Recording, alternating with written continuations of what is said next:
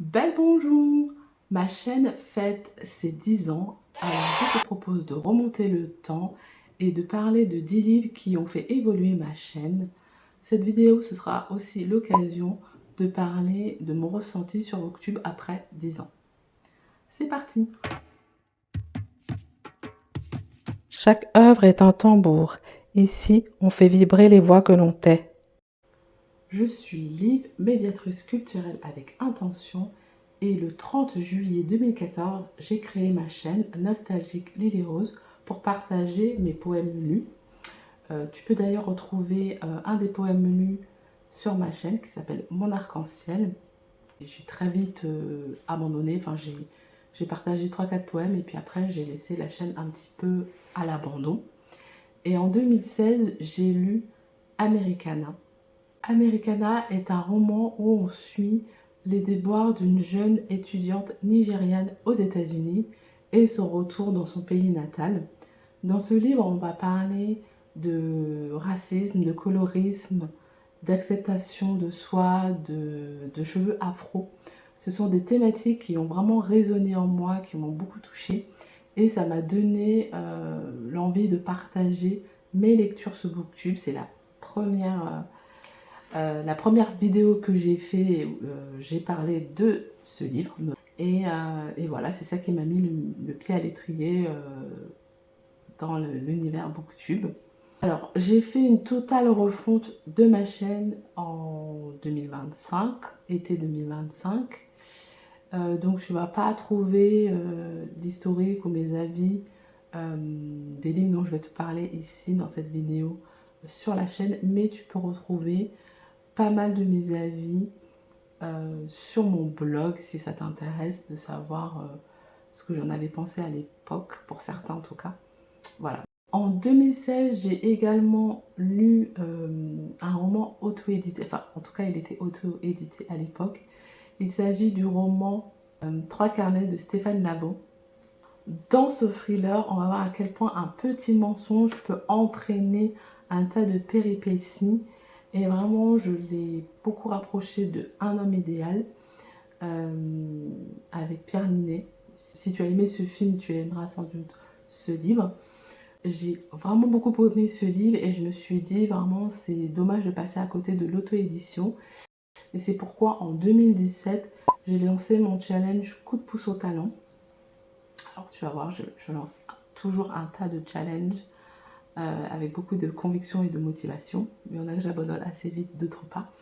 En tout cas, ce challenge-là, le but c'était de lire au moins 3 livres d'auteurs auto-édités par an.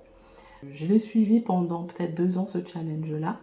Et la même année, je me suis lancé le défi de lire les Rougon-Macquart dans l'ordre. Donc en 2017, j'en ai lu, je pense, les 4 premiers. Cette année-là, j'ai également lu un recueil de poésie qui s'appelle Milk and Honey de Rupi Kaur. Recueil de poésie illustré par l'autrice. Elle y raconte ses états d'âme, ses émotions. Et ça a été vraiment le déclic pour me motiver vraiment à finaliser l'écriture de mon premier recueil de poésie. Au départ, Rupi Kaur avait commencé sur Instagram et elle a finalement été publiée. Donc voilà, ça a été une réelle motivation, la découverte de ce recueil de poésie.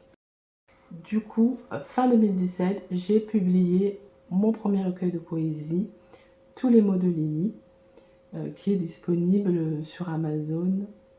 En 2018, j'ai commencé à avoir de la visibilité et j'ai lu un roman qui s'appelle Racine d'Alex Haley. Alex Haley, c'est un biographe assez connu puisqu'il a fait la biographie de Malcolm X. Et dans ce roman, donc c'est une saga familiale, on suit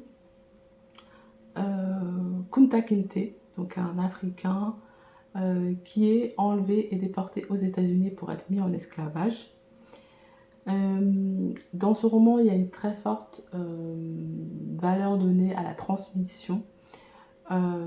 Chaque descendant reçoit son histoire qui lui est racontée et ces brèves d'histoire vont permettre au dernier de remonter en fait au pays d'origine Et ça, c'est vraiment une démarche que beaucoup, à mon avis, en tout cas moi j'en fais partie, beaucoup d'afro-descendants qui ont subi l'esclavage ont envie de faire, mais c'est pas toujours évident à faire.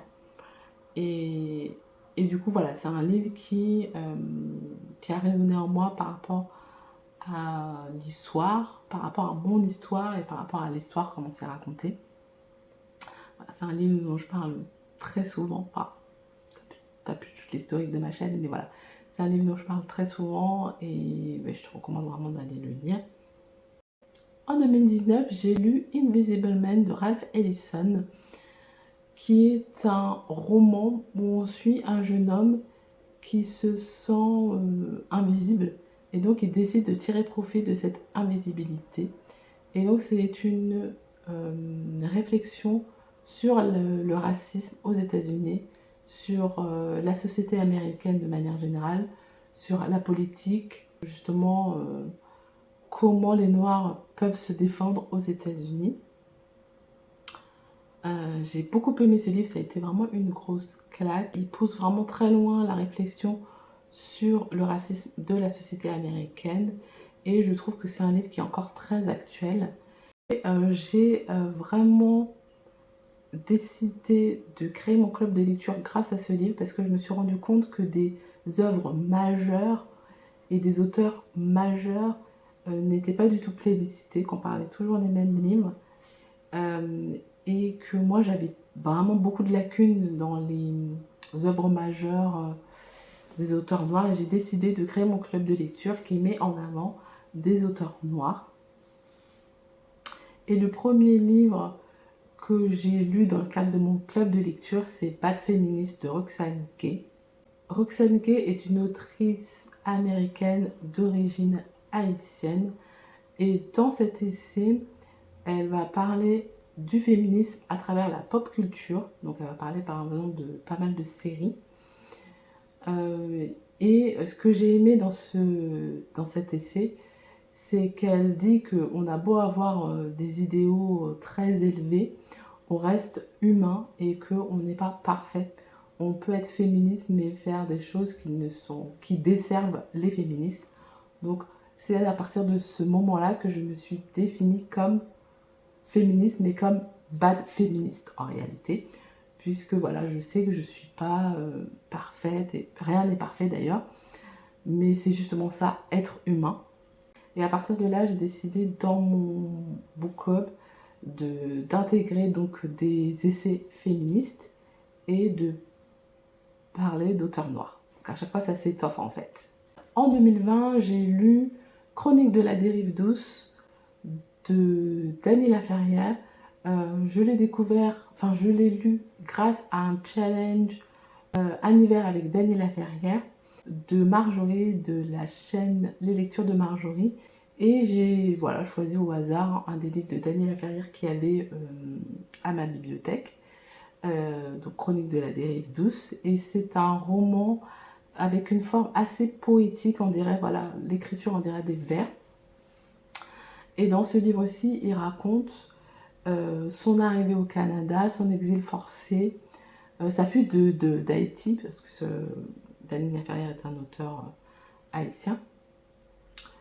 Et il raconte avec humour et autodérision son arrivée au Canada, son rapport avec les femmes blanches et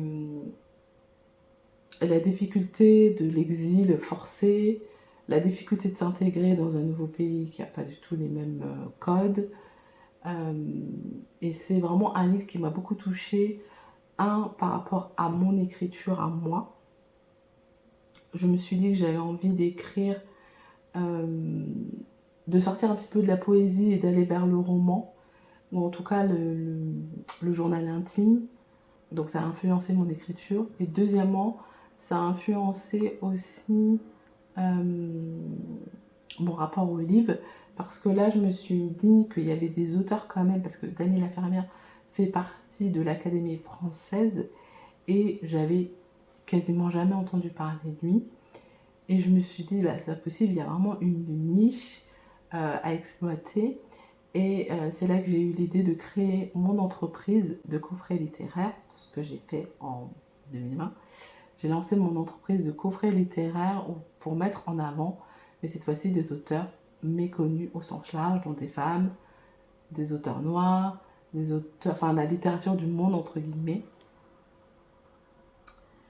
Et du coup, pour mon premier club de lecture, j'ai décidé de mettre en avant un roman de Dany Laferrière.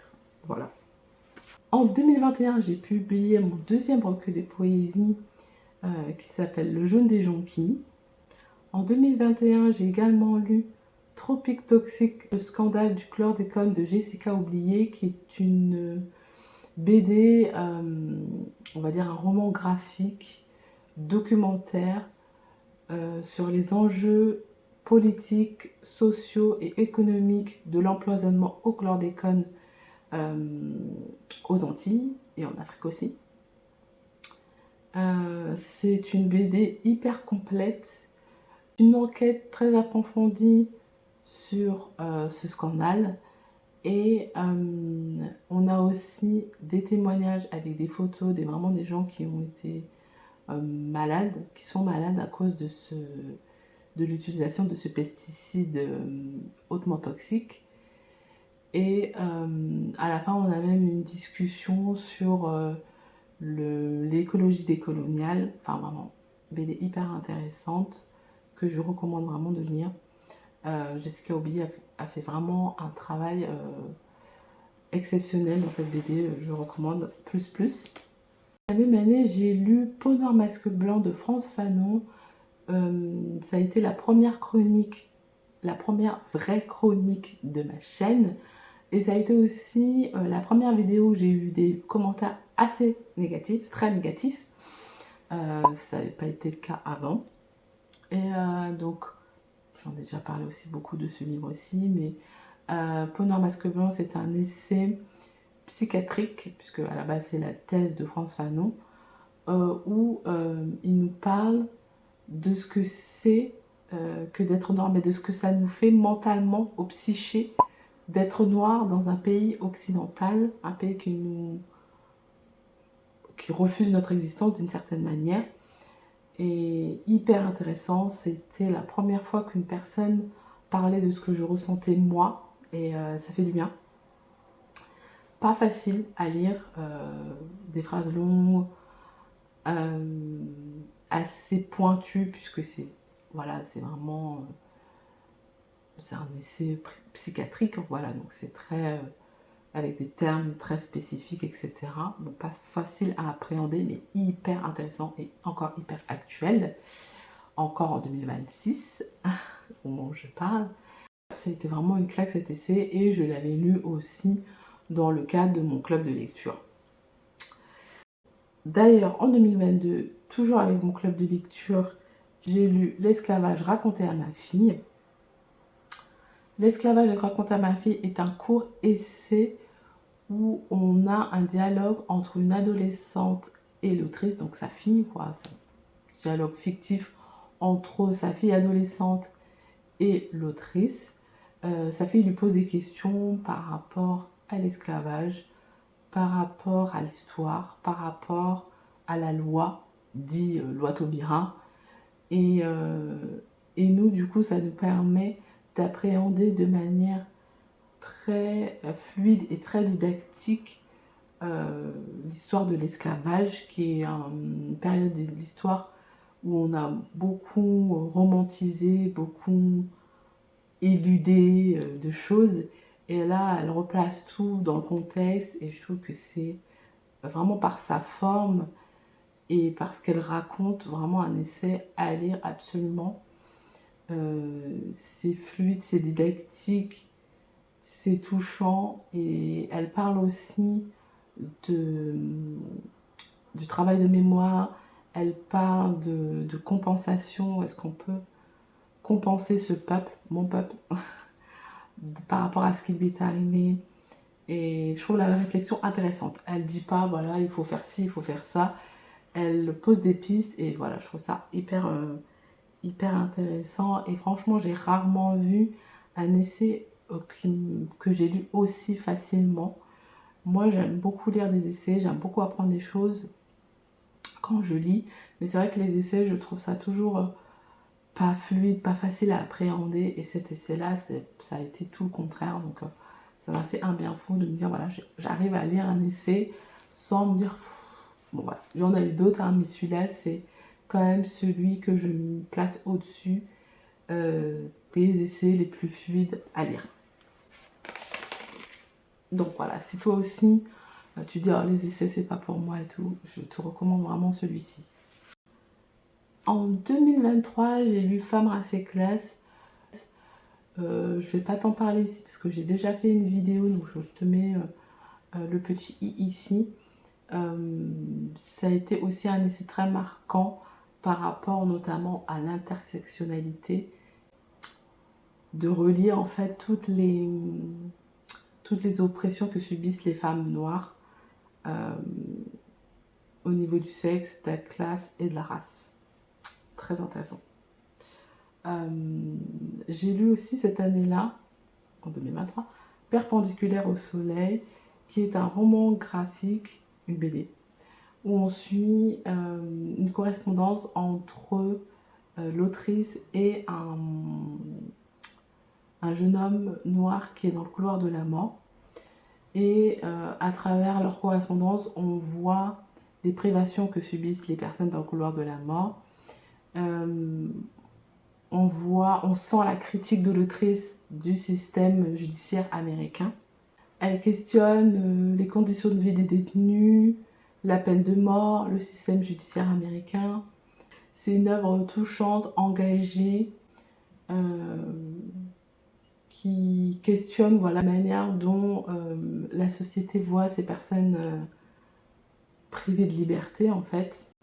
C'est très touchant et du coup suite à ça, moi ça m'a donné envie de correspondre.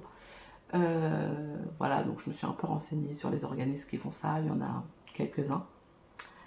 Et à souligner que cette année-là, ça a été aussi l'année où j'ai lu le plus de BD. C'est la première année où c'est arrivé, où j'ai lu plus de BD que d'autres genres. Pour moi, c'était vraiment exceptionnel, parce que je suis très roman, voilà. Mais là, voilà, depuis quelques temps, les BD sont un genre qui sont importants dans ma vie de lectrice. En 2023, ça a été aussi l'année où j'ai décidé d'arrêter mon entreprise et de trouver un emploi salarié dans le domaine du livre. Et c'est toujours le cas. En 2024, j'ai lancé mes cafés culturels en présentiel. Et c'est aussi l'année où j'ai lancé mes lectures voyagées. Alors les lectures voyagées, si tu ne sais pas, c'est le livre en fait qui voyage d'un lecteur à l'autre. Chacun annote et ensuite à la fin je récupère tout le livre avec toutes les annotations et je trouve que c'est une manière différente de faire une lecture commune et j'en fais une par an. Donc voilà, si tu suis mes réseaux et que ça t'intéresse, n'hésite pas à me laisser en commentaire ici ou sur Instagram. En 2024, j'ai lu Barracoon, le dernier esclave américain de Zora Neale Hurston. J'ai déjà fait une vidéo chronique que je te laisse aller voir. En 2025, j'ai lu Lettre à une noire de Françoise Ega. Pareil, j'ai déjà fait une chronique sur ce livre-ci sur la chaîne, donc je t'invite à aller regarder mon ami. Et c'est aussi l'année où j'ai fait la refonte de ma chaîne, donc j'ai supprimé toutes mes anciennes vidéos pour avoir une chaîne qui me corresponde à ce que je suis maintenant. Ça a été une décision radicale et pas facile à prendre, moi qui suis très nostalgique. Mais j'avais envie d'une chaîne qui me ressemble maintenant et j'avais envie de repartir de zéro. Voilà.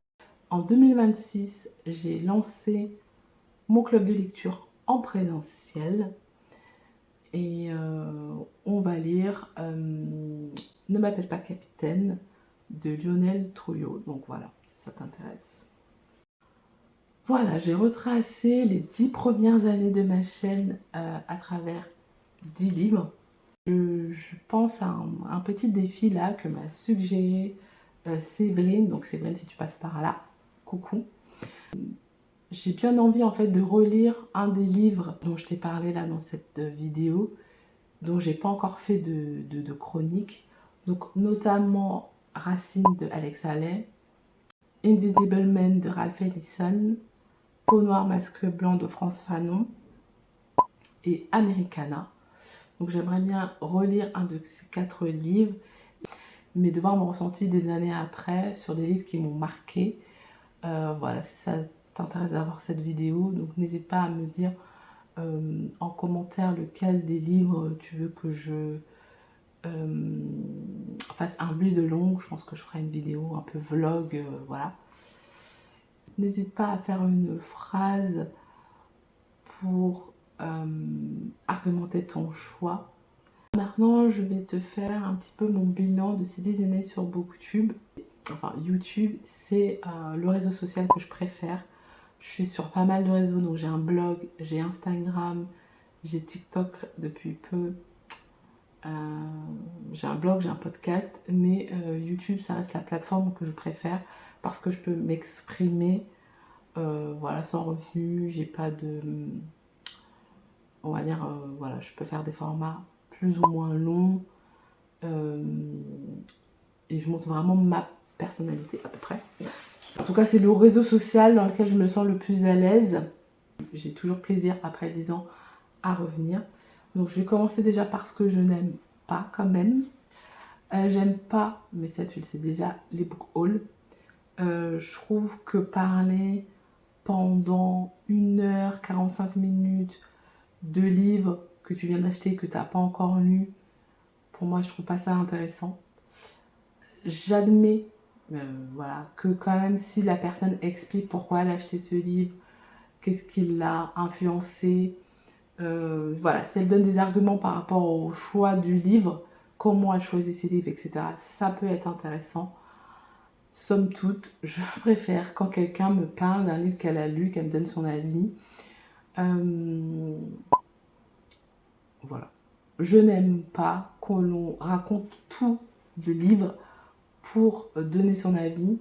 Je trouve que voilà, je préfère quand on raconte un petit peu le début de l'histoire et qu'ensuite on donne son avis sans tout dévoiler de l'histoire. Les gens qui analysent les livres, c'est hyper intéressant, mais je trouve ça bien de garder quand même une part de mystère et de... Enfin, moi, mon but en tout cas, quand je chronique un livre, c'est de parler un peu du livre, mais de donner envie de le lire.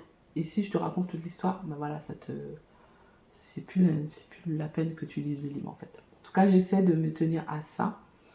Et je n'aime pas, ce que je n'aime pas aussi, c'est les commentaires hyper négatifs, hyper violents en fait, insultants, violents. Et je me dis, moi personnellement, si j'aime pas un contenu, bah je change en fait. Je vais pas laisser un commentaire hyper désobligeant, hyper négatif, alors que tout simplement j'ai pas aimé, je suis pas le public et c'est pas grave. Je n'aime pas aussi les gens qui, parce qu'ils n'aiment pas un livre, disent que c'est nul. Bon, j'avoue que ça peut m'arriver de dire je ne comprends pas qu'est-ce qu'ils ont aimé de ce livre et voilà, c'est sincère, mais je suis consciente que moi je n'aime pas, mais c'est pas parce que moi je n'aime pas que ce livre est mauvais ou ne peut pas plaire à quelqu'un d'autre. Quelqu'un a tout à fait le droit, et même, j'ai envie de dire, tant mieux, d'aimer ce livre-là. Je me dis pas parce que moi j'ai pas aimé ce livre, est vraiment nul, acheté à la poubelle. Et voilà, il y a forcément quelque chose qui a plu à quelqu'un et je respecte chaque avis. Et voilà, donc ça me dérange quand quelqu'un qui dit je n'aime pas et donc c'est forcément nul. Voilà. Autre chose négative pour moi, c'est la comparaison, mais je m'inclus dedans parce que même si je dis qu'il ne faut pas compter, que je suis très contente de mon parcours, et c'est vrai, je suis contente de mon parcours sur Booktube, même si pour comparer à d'autres gens, voilà, il faut se comparer. Comparer à d'autres gens, c'est vraiment pas beaucoup. 10 ans et moins de 1000 abonnés. Ouais, j'aime pas cette course aux abonnés, ce fait de se comparer.